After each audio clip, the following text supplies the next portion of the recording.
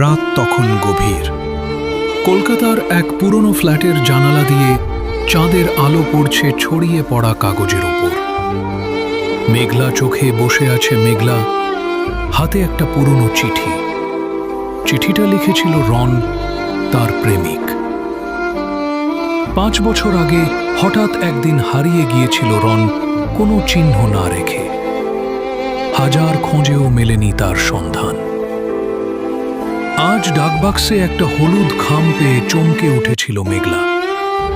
খামের ভেতর রনের হাতের লেখা, আমি ঠিক আছি, কিন্তু তোমার কাছে ফেরার সাহস পাইনি।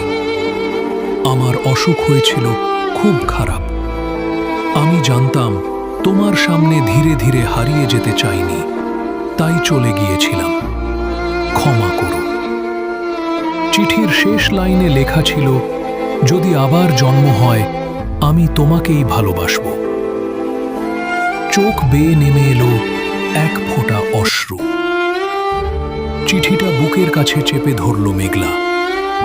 তাকে যে আর কেউ এভাবে ভালোবাসবে না, সেটা সে জানে।